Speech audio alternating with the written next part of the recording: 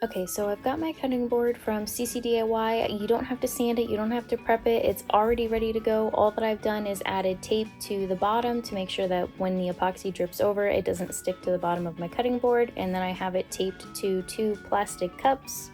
This is just so if my epoxy pools over, it's not going to be stuck to the bottom of the cutting board. It will just drip down. And then now I have a rub-on transfer from Southern Belle Glitter, and I'm using the tool that comes with it just to gently press it on or rub it onto the cutting board, and then we're going to carefully lift back that film.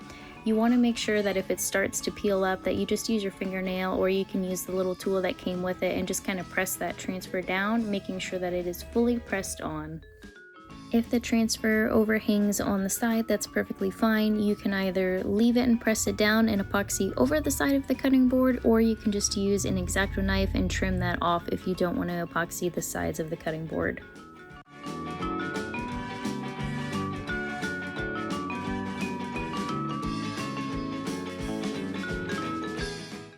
Once I've got my transfer placed, I'm just going to use my finger and just very lightly go over it and make sure that there aren't any air bubbles and that all of the transfers are perfectly stuck down and that it is fully adhered to the cutting board. And then we're going to mix our epoxy.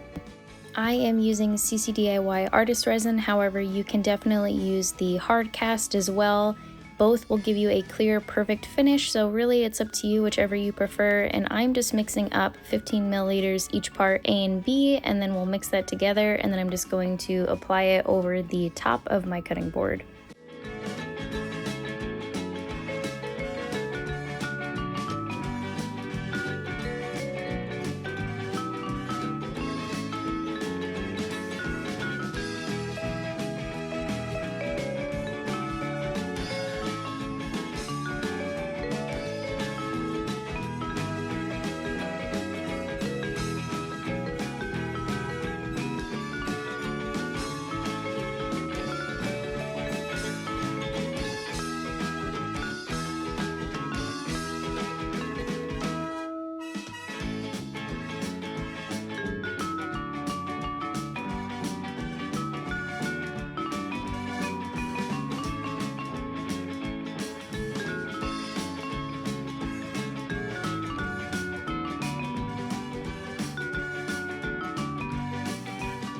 So using my silicone stir stick, I'm just going to rub that over the entire transfer, and then I'm going to kind of make a straight line. Once I get it fully covered over the transfer, I'm just going to go a little bit further and then just make a straight line with that epoxy. So I'm not fully covering it, I'm only doing about half.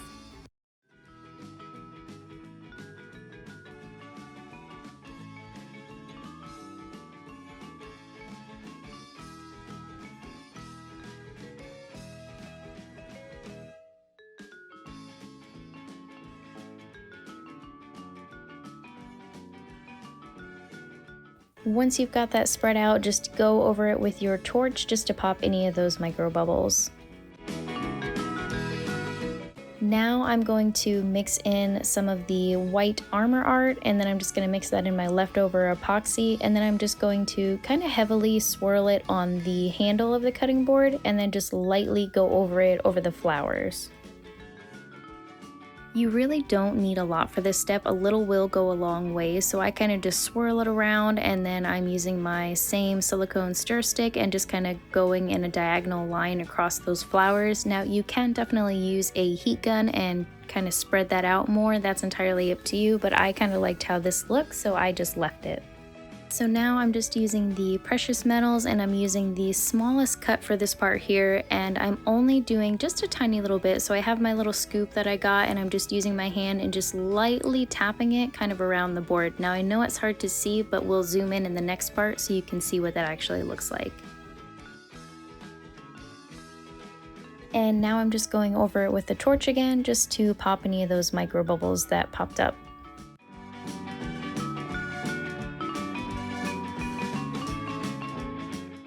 So now to finish it off, what I went and did is I went back over the edge of the board on the epoxy, just right along the edge, and I'm using the chunkier cut of the precious metals, and I'm going kind of with a heavier hand here and just covering the entire line.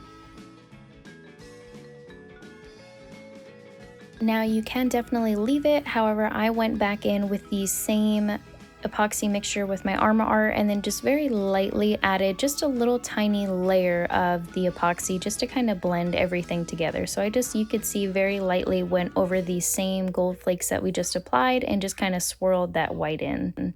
Once that's cured, you would just want to add another top coat of epoxy and that's it.